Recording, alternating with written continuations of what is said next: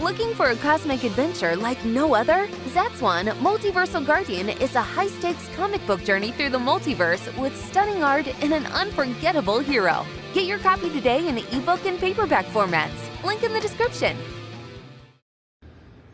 Hello everybody, this is Neil Allen, the comic creator behind the cosmic fantasy graphic novel Zatswan Multiversal Guardian, which is a 130-page graphic novel you can purchase on Amazon in the link in the description. You could get it in ebook form as well as paperback. The ebook is only $2.99 and even free if you have a Kindle Unlimited subscription, so please check that out and leave reviews, and that helps a lot. I'm currently working on Zatswan right now, the next volume, and I'm working on the character Princess Alakazona. So I made a video about Terry Goodkind, the fantasy author, that people seem to have responded quite well to. And I don't know how long ago I did that video, maybe a month or something.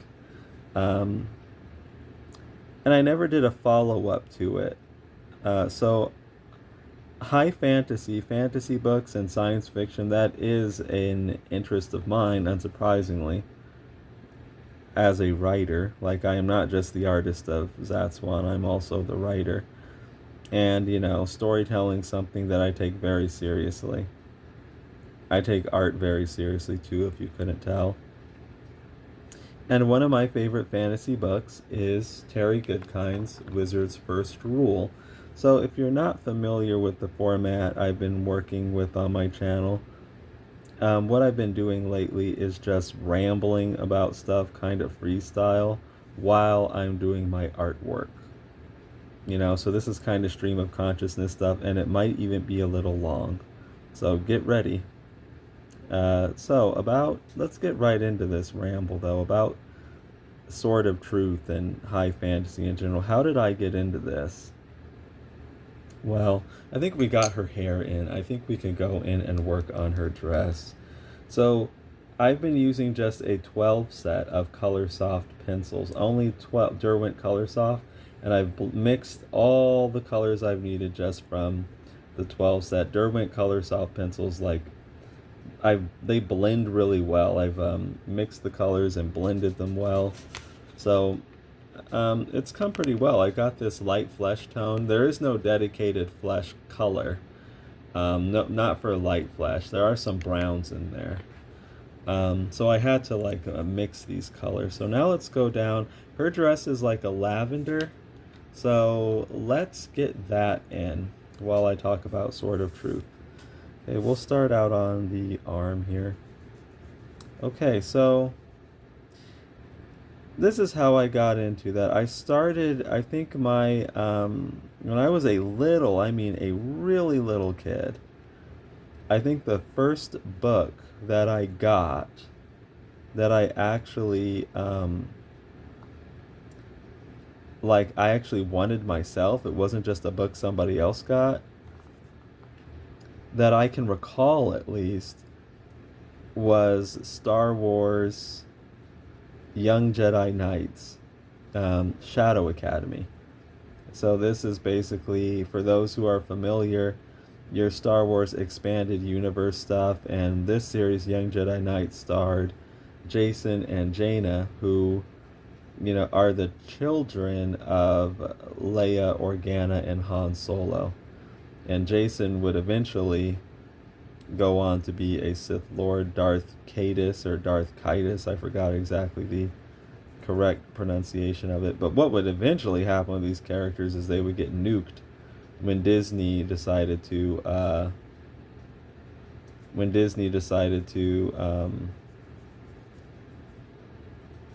do their new films, the sequel trilogy.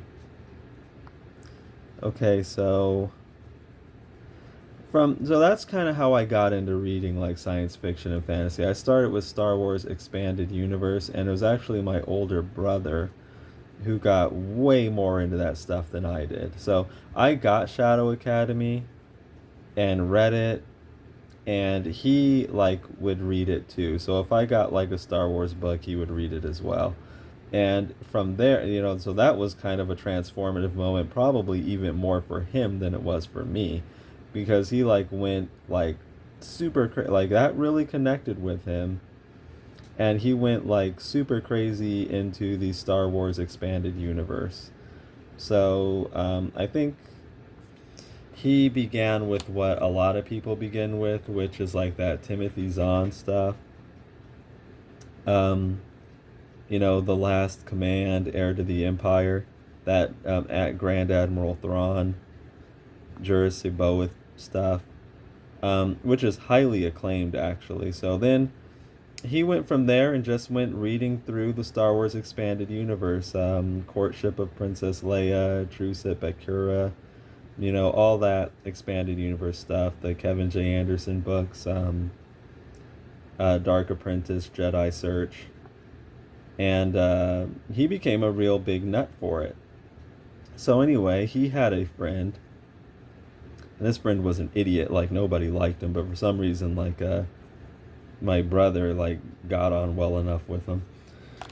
And that friend was a reader as well, and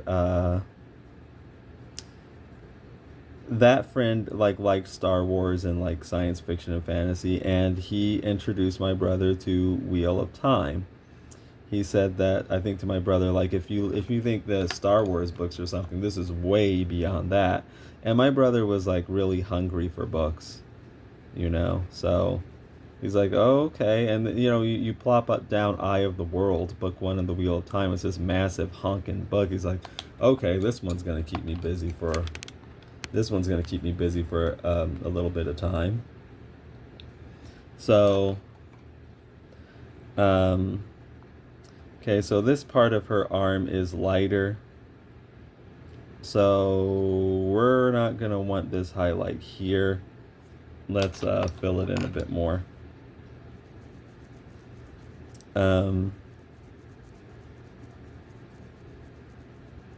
So anyway, he read Wheel of Time, and he was like blown away by the Wheel of Time. Like, it was way beyond the Star Wars stuff he was used to reading. And he loved his Star Wars books at the time. He was writing his own fan fiction and all kinds of stuff. He was like super into it. He was into it a lot more than I was. Like, I liked them too. I didn't read nearly as many of them as he did, but so he got like way into Wheel of Time. So Star Wars was kind of passé for him at that point. Like, that was child's play for him. He was reading the Robert Jordan series Wheel of Time, which was way better. And, of course, he became like a reading junkie. So, he went through those Wheel of Time books.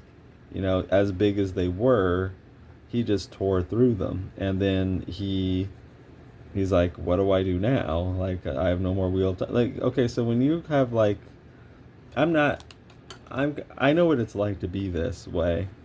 When you got like a series you really love to read or something, and you like finish it, there's like a void there. There's like a hole. So you're kind of like, well, what now? So he went out, I think to just an old, like just a store, like a drugstore. And, he was like scouring the book section, and he saw Temple of the Winds, book 4 in the Sword of Truth series. And he's like, okay, there's a guy with the sword on the front. This is fantasy. Looks pretty cool. I'll give it a shot. I'm looking for stuff to read. So then he goes home and starts reading. I think he reads like the first like 100 pages or so of it. And if you know your Terry Goodkind, you are dealing with Wizard Marlin in that segment. Like, this wizard the Imperial Order sent to assassinate Richard and Kahlan. And he's like actually a very tough opponent for the heroes. So my brother is reading this Sword of Truth. He's like, he reads 100 pages in, and then he's like, okay, I actually am pretty hooked by what I'm reading. So he stopped there, and then he just planned to pick up the rest of the books. He's like, okay, this is good enough. I'm really into it. Where are the other books? Let me blend this out with odorless mineral spirits, which are like a chemical. Gamsol odorless mineral spirits. Here is my actual Gamsol, but I put a little bit of this into this jar because what I'm going to do, if you don't already know, so I'm going to take this cheap brush here and put it in here, and sometimes like some of the pigment gets on the brush, and you don't want to like put kind of pollute so your brush gets a little polluted. You don't want to put that in your base pool of Gamsol, because you don't want to like pollute the Gamsol with pigment. So it's good to put your Gamsol in like the Gamsol you're going to use, to put it in another container separate from where the rest of the Gamsol is. So this, you see how it's getting smoother? This is breaking down the binder in the pencil. And it's kind of breaking down that binder so the pigment becomes more malleable, and it smooths out the texture. So now it doesn't look as grainy or gritty. And that's one way you can kind of blend your colored pencils and get a smooth look. Okay, so moving on with our story. I'm going to also crack open a window a bit because Gamsol's not so bad, but it's like still like toxic. It's okay if you handle it with care, like don't do anything stupid like drink it, but it's also good to have some ventilation, which I do have fans going, but I also just want to open the window too.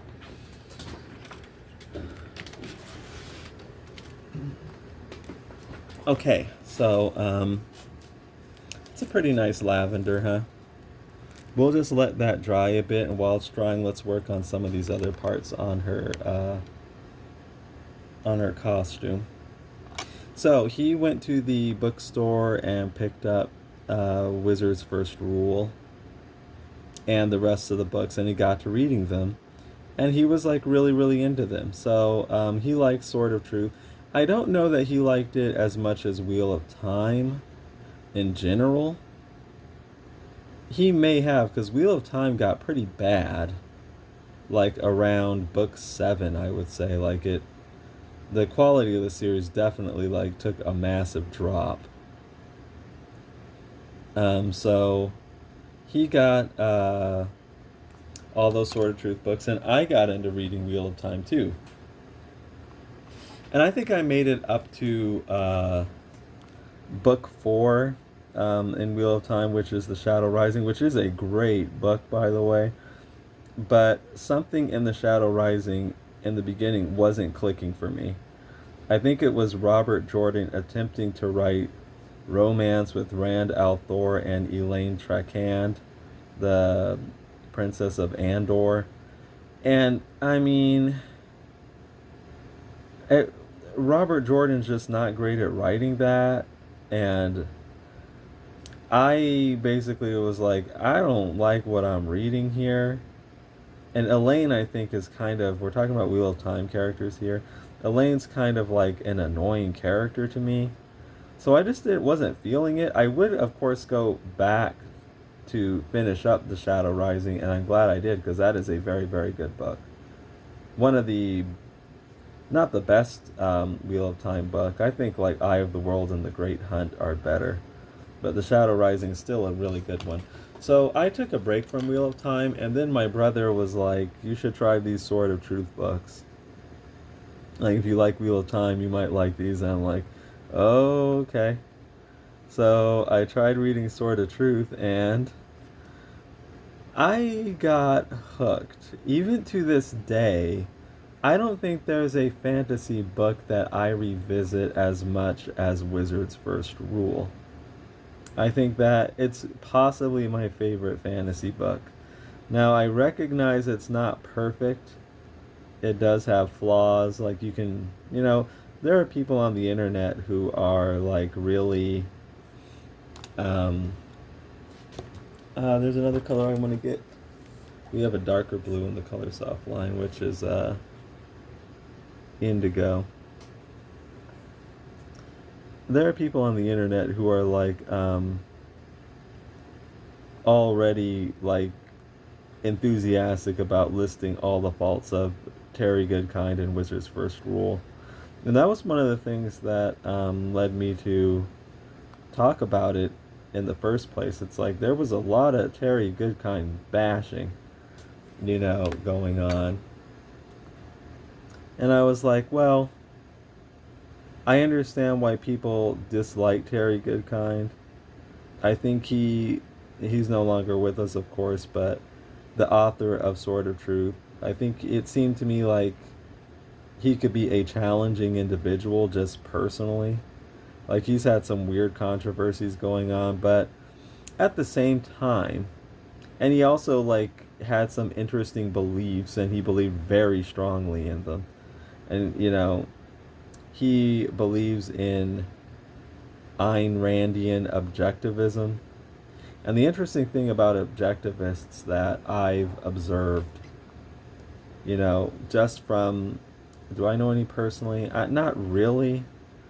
I do know some people who've I've talked to someone who, and this person was a reasonable individual, who kind of lauded some of the thinking, but certainly not all of it, just like certain points, But one thing I've observed about objectivists, just from the ones I've kind of known about, is that they seem to, that they're not about any kind of compromise or anything. Oftentimes, it seems to me, and they believe in their rightness with a firm conviction. So when you have people like that, oftentimes, they can be a little difficult to navigate. And it seems to me that Terry Goodkind was one of those individuals. And I understand that. And, people like that, I'm sure, can be challenging. But, all that said,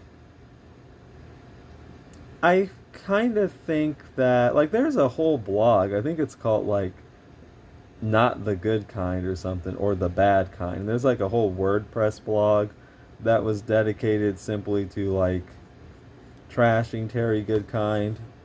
And then you had all kinds of people in forums like Reddit and also Westeros.org. Whenever he would come, there are like whole big long threads just dedicated to blasting him. And I've never seen like that type of stuff for any other authors. And a lot of these other authors, like, their vices aren't the same thing as Terry Goodkind's, but they definitely have them. Like, George R. R. Martin can't even finish a book after like 17 years or something like that. So it's like they're far from perfect too. And Robert Jordan just milked his series. He was milking his series so much, he died before he could even finish it. Like, these aren't positives, you know what I mean? So I guess the problem that I had was people seem like they were, it was interesting to me that Terry was like so well regarded in the fantasy circle, and then suddenly he just wasn't, and all his books were bad. Now, I will admit that I think Terry Goodkind's books do get like a lot worse, but what I will not agree with is that his books were always horrible. I don't think Terry Goodkind would have reached the level of like acclaim that he did if he was really as bad as some of these people, some of these commentators would have you believe. And it seemed like, to me, it became kind of trendy to like poop on Terry Goodkind and his work. So yeah, I got into Wizard's First Rule. What do I like about it so much? I think what I like about Wizard's First Rule is that it's just a very fun adventure. It always keeps you at the edge of your seat, and Terry always comes up with stuff you don't expect when you're first reading it. And I'll say this. the characters like Richard and Kahlan to me over time kind of got to be a bit annoying, maybe even insufferable in some ways. But at least in that first book, Terry really got me to care about them and their adventure and their struggle and their relationship. And it was a lot of fun. And he developed a really awesome villain in Dark and Raw, who, was really a cool, creative villain. And really good world building elements with the boxes of Orden and how they work, and also how Richard confronted Dark and Raw. Those are the things that I like a lot about Terry Goodkind. He built situations that kind of, were interesting, and he put the characters in interesting situations. Now, his world building is certainly not as strong as, say, Robert Jordan's, but at the same time, Terry Goodkind was able to write situations like really, really well.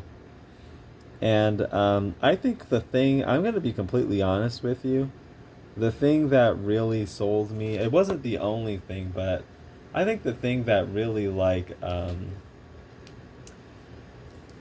gets Wizard's First Rule over with me is the character Denna and Richard's relationship and his whole exchange, that whole segment with Denna, which is notorious to other readers.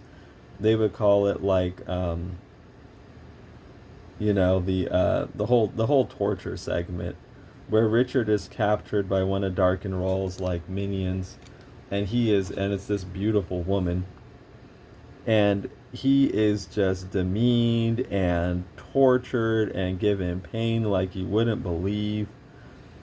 And first of all, so here's what got me about Wizard's First Rule. I was reading Wheel of Time.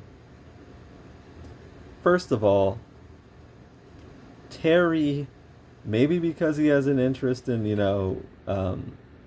S&M stuff or whatever it is, I don't know, but he wrote that stuff very, very well. The stuff Richard was going through was I couldn't believe what he was going through as a reader, and I didn't know how he was going to get out of it. And I felt for him. The Terry Goodkind was not afraid to humiliate, demean, and destroy his character, Richard. And he did there with the whole Denna segment. I'm wondering if this is too saturated. Maybe I went in a little too saturated with this, and maybe we should lighten up the whole thing. Kind of thinking that. Let's put some white over all of this. But it's not just that. So first of all, I had never seen anything like that, and I think anything at the time. Rand had, from Wheel of Time, had never gone through anything like that. And, Terry wrote it so vividly, it's you feel what this guy, Richard, is going through, and he's getting tortured like this. Now, I will say this. At that time, I did stop at Wheel of Time, where I took a break until The Shadow Rising. I'm sorry, I took a break at The Shadow Rising, and I would later come back to it. And in Lord of Chaos, Rand does go through some really bad stuff. And, what kind of fascinates me is that it wasn't even one of these Forsaken, like some of the main villains he fights, that put him through it. It was these women, Aes Sedai, who essentially put him in a box, like Storm goes into in, Genosha. That's X-Men stuff. They put him in a little box in the heat, sweltering in summer, and he was all cramped up, and they just left him like that for a long time, and they would only bring him outside to whip him. So okay, Rand did go through some terrible stuff, but I hadn't. I don't even know if it was as bad as the Denna stuff. It was bad. That, to me, it seems like in Wheel of Time, that was the worst stuff Rand had gone, the most trying moment he had gone through, it seemed to me, is being in that box. But Richard was just going through some stuff, and I want to jump ahead a bit. So Terry Goodkind put Richard through so much of a harrowing situation, right? And he's getting tortured maliciously and humiliated, like forced to eat, food. So Denna parades him around at a banquet where she has him on a leash, and he's like on the floor eating like gruel. Like there are all these ladies and courtly people around, and he's forced to eat gruel out of a dish on the floor like a dog. And this is after Richard had gone to that castle and was kind of like laying down the law, like being all tough with the queen and the princess. And so they got back at him because he was later captured and forced to go through that. And I'm like, wow. So that's one thing as a writer I really picked up from Terry Goodkind. Don't be afraid to like wreck your characters and put them through stuff, because when you do that, you're building empathy with the reader. If you're doing it well, they will be able to, you need to make it so they feel what this character is going through, and they like can't, it's hard and they can't believe it. Like don't be afraid to, like put your characters through stuff like that. That builds that. And when you build empathy like with the reader like that, that's how they really start to come to care about your characters and your world, is like, kind of feeling what the characters are actually going through. So I really picked that up from Terry Goodkind, and he did that like very, very, very well. But what really fascinates me, that's not even the most fascinating thing. I think the most fascinating thing about the whole thing was that Richard's relationship with Denna transformed into this interesting type of like this interesting type of love. So Denna went from being a horrible villain, to actually being like a love interest of the character Richard. And here's what really was interesting to me. I felt that Terry actually wrote that really well and really convincing, and it was amazing how he was able to turn this whole thing around. And that was like, at this point in time, I think Richard Cypher was a very good character. It showed a lot of the integrity of him and the resilience of him, that he never gave up even though he was going through all of that. And he even managed to, see the good in this woman, Denna, who had this torture that he was captured by and being put through all this horrible stuff. So they sort of started developing their own kind of interesting dysfunctional relationship. And even though Denna was still his captor and stuff like that, and still putting him through all this stuff, Richard interestingly like came to love her and she him. And it's not like Denna really turned good. That was the interesting thing about it. Like, I know if you haven't read Wizard's First Rule, I'm spoiling quite a bit of stuff. Denna was a very tragic character. She never really turned good. Kind of what it showed, and I've gone through Wizard's First Rule like a lot of times now. As I've said, like, I think the last time I went through it, I listened to the audiobook. It may have been like half a year ago or something like that. And it kind of showed something. Like, it showed that Denna was a broken person. Like, Denna was not, she did not start out that way. The Dark and Raw, the main villain that she worked for, made her that way. That was the point. Like, she was a broken person, and she didn't have the resilience. Like, Richard tried to get through to her. He tried to like make her turn good, even when they were like on good terms, and Denna was like having a hard time bringing herself to torture him anymore. He's just like, we can run away, we can escape together, and like, you don't have to be this. You don't have to be this like evil person that Dark and Raw has made you into. That was kind of the gist. And you go through these books and you pick up different things as you go through them. And I picked up this, like the last time I went through it. I didn't fully understand. Like, when I was a kid, like, I was a kid reading this stuff. And even, like, some of the times I've gone through it as an adult, I didn't understand, like, yeah, why didn't Dinah just go with them? Like, why did she have to stay behind and just be doggedly be what she was when she knew she was bad? She knew the situation was bad. Why didn't she just join forces with Richard and, go away? I didn't fully get it. But this was actually part of the point. And when I think of some of my own life lessons that I've gone through, like, I'll be completely open about it, like completely transparent. For those who are aware, like, go to my channel and see me trying to talk sense into Sean James, for example. And it just can't be done. So I'm kind of the one, like, you don't have to be like this. I'm trying to help you. Listen to what I'm saying. But it goes back to the whole Denna thing. Denna, I think, she tells Richard, the gist is, like, I am what I am, and I can only be what I am.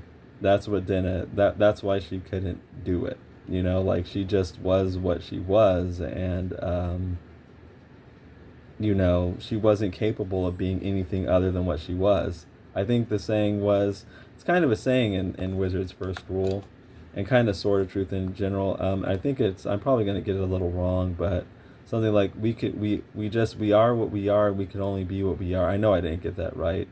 We can only be what we are, something like that. And so it showed something. This was the point. Richard was getting broken too by Denna, and he didn't turn into this. He didn't turn into what Denna was trying to make him into. He didn't give in to that. But not everybody's, like, strong enough, and sometimes, what they say, like, you may have heard the saying that people use, let's blend some of this out with odorless mental spirits, hurt people hurt people. So that's what Denna was like. She was a hurt person who was, she was what they made her into, and she didn't have the resilience to be anything other than that, even though she knew she was messed up. I guess with Denna, it was like, let me finish this thought. With Denna, it was like, she just was an example of a person who just did not have that inner strength to go against the grain with that. She's like, I am this. I can only be this. I can't even imagine myself as anything but this. So if it comes down to it, I'm just going to die this, like what she was. And the contrast with her was Richard, who was put through stuff like what Denna was put through, but he never became this, like, toxic, hurt person who just practices all this dysfunctional, harmful, toxic behavior. And when if we look around, I know I'm not the only one, but we look around at just examples of people we know in our lives, I'm sure we've at some point come across people like that. Something bad happens to them. Things don't exactly go the way they want, some kind of way. And I'm not discounting the trauma that people go through or whatever, but they come out all busted up, dysfunctional, having all kinds of toxic behaviors and, practices and worldviews and viewpoints and stuff like that. Denna to me is kind of an example that shows that. And I've tried with people, I've talked about it in that Heart Attack Sean James video, where I've tried to reach out my hand to some people, to kind of show them, it doesn't have to be this way. You don't have to be that way. And I can't understand why you just go on this kind of self-destructive course. And, naive me at the time just didn't fully get it, but actually when I think about stories like Wizard's First Rule, and the whole thing with Denna, there's like a big lesson there, actually. They are what they are, and sometimes just you trying to reach out your hand to offer a hand to help, it's not enough. They're just going to stay on their course because they're too afraid to change, or they don't have the resilience to do so, because basically what it's going to require is going to require a couple things. It's going to require them to put in effort. And I mentioned this in that one video. It's going to require them to put in effort. But perhaps this is the part that I left out in that Sean James heart attack video. And this is maybe even the bigger thing. It's going to require them to face uncomfortable truths about themselves that they've built all kinds of dysfunctional defense mechanisms running from, to not be like face to face with that. And so it's easier for them to just continue on with destructive behavior, the behavior that's destructive to them, that's destructive to the people around them. And so you can't really do anything for them. And, when I think about that, I think about that stuff that I talked about, like in the video. Those examples I gave, and the Sean James thing was just another example. And I think about Sword of Truth and Richard with Denna. It's like Terry, and it took me more than one read through for that to really hit with me. That actually kind of hit with me fairly recently, where I really got why Denna didn't run away with Richard, why she didn't turn her back on, the Mord-Sith, which is like what she was, and undark and roll, and on all that stuff that she had been. I get why she didn't do it now. She just wasn't strong, because it does require strength to do that. And again, I'm not gonna like discount people's trauma and problems and negative life experiences, but I will just say that Denna wasn't strong enough to do it. She wasn't strong enough to really do the uncomfortable work, to be other than what she had been made into, which was a dysfunctional, busted up, broken, you can even say evil person. Like, yeah, we won't discount that Denna was evil, even though she was kind of made that way. Still, it's like, regardless, she was still like an evil person. And so, that's, I think what really puts Wizard's First Rule on a different tier for me was, I guess, that whole like Denna storyline. Like, really, I thought it was fascinating, and it was like really, it was very deep. And honestly, I will say this. I think Richard's best relationship to this point, like his main love interest, is Kahlan, and I will hand it to Wizard's First Rule. Like, it did get me to care about the relationship between Richard and Kahlan, and it was fascinating in its own right and faced all kinds of interesting challenges. Yet that kind of dysfunctional kind of love relationship Richard had with Denna, I found to be more interesting, and I think the relationship between Richard and Denna was more interesting than the relationship between Richard and Kahlan. And I thought that basically all the time. And I think that even now. It was fascinating the way it happened. And it was very deep. And I think Terry was just really firing on all cylinders. It wasn't just that, he had all kinds of other fascinating stuff in there in Wizard's First Rule that kept you hooked. Like the prophecy where Richard was going to be betrayed, and who was going to do it, and how was it going to happen. And then when it finally happens, the way it happens, he just brought that home really good. It was really, it kind of makes, like, thinking about Wizard's First Rule just kind of makes me want to, dive back in and listen to it all over again. It's one of those books that for me just never gets old. And so, as like dumb as Terry has been, some of the stupid stuff he has been and said. And yeah, I don't deny any of that. Like, I don't think that any of that was like, yeah, he's been involved in like stupid controversies and stuff. But I have to, there's one thing that we should remember as well, and this is like a lesson that I've learned too. We shouldn't have necessarily complete black and white thinking, which is, it's ironic because objectivists tend to have black and white thinking.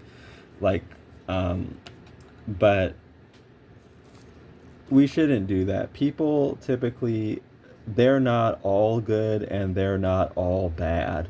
You know what I mean? Like, just because they do something that is stupid, I know that there are, in certain circumstances, are that are completely inexcusable. But a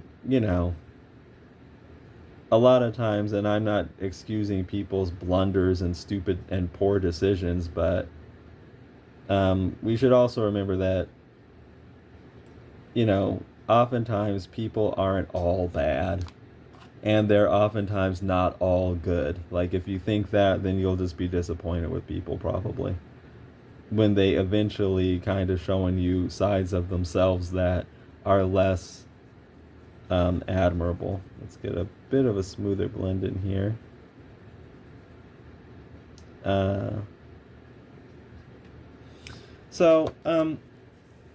Yeah, like, despite the and I do like to do these rambles because we're getting some stuff done here. How about we go in with a really deep color? Let's take this indigo and get this shadowy area in here. So I like to ramble while I do comic book art. It kind of makes the process go by a little quicker. I really do love doing artwork.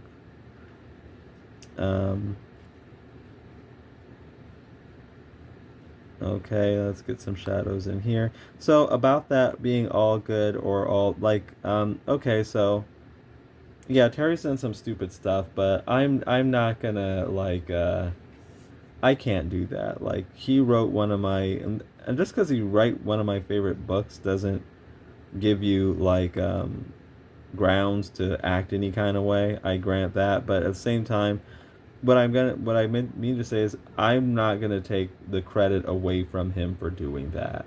Like, regardless of anything else, for me, Terry Goodkind like deserves credit for writing quite possibly my favorite high fantasy novel, and one of my favorite stories, which is Wizard's First Rule.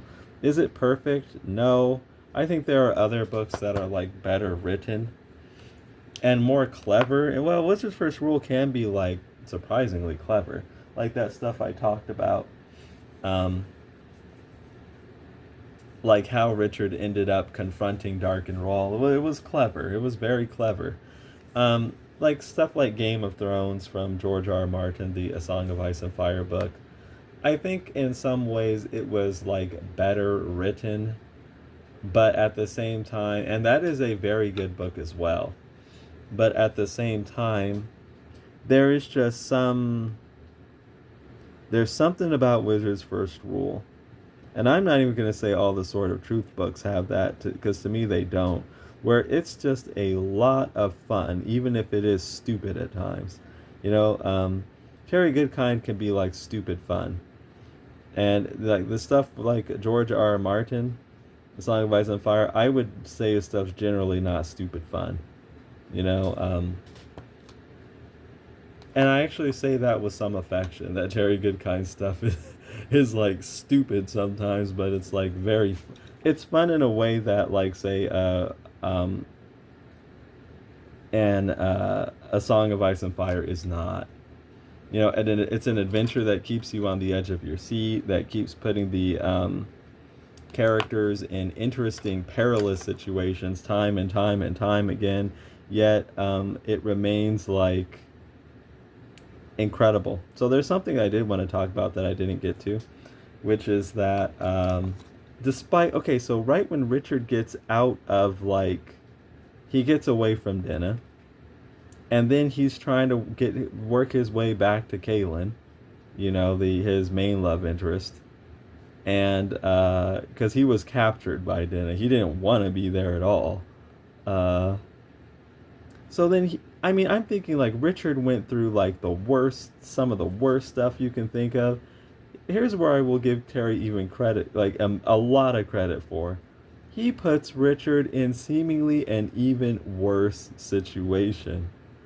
And he does it like right after he gets away from Denna. And it's a thing that I don't see too many fans even talk about.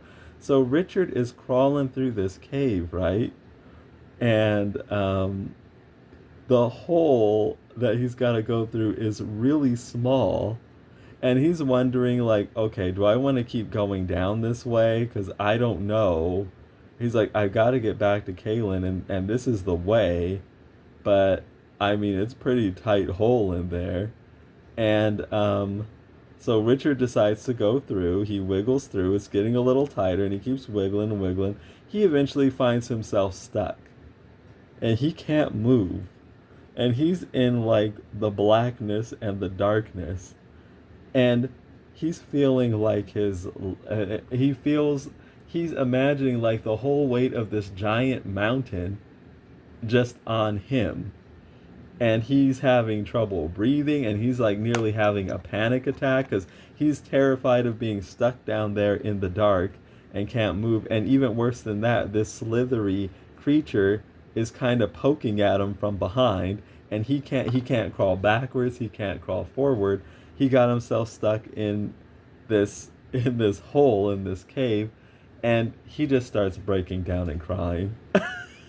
And I was like, wow. And you know what was amazing about what Terry did there is he made me feel that too. I'm like, oh my God, I can't believe the situation this guy's in. And even after going through all that immense torture, somehow the terror that Richard was in of being just stuck in the dark in this cave where he can't even move, and he feels his like it's getting even tighter for him, and he's having trouble breathing. Terry sold it on me that, my God, this is even worse than the Mord-Sith,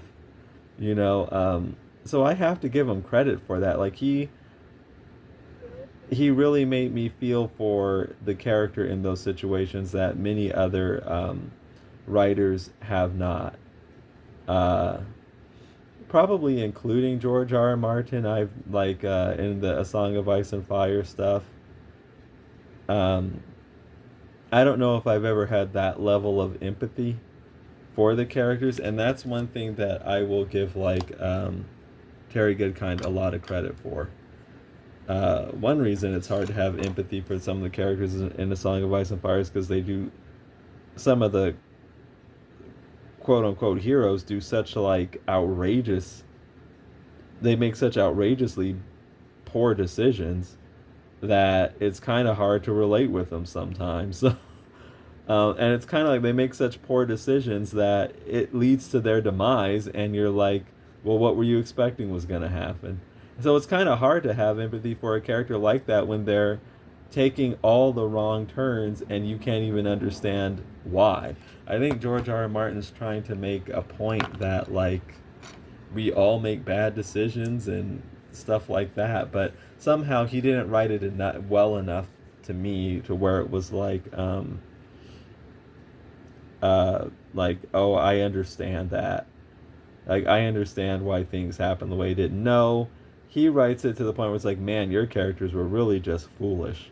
So he, as far as getting that empathy, I'm going to give that to Terry Goodkind. Like, Richard and Kahlan have been very annoying characters to me, but in Wizard's First Rule, they were not, for the most part. I actually just kind of identified with them and their feelings and their adventure.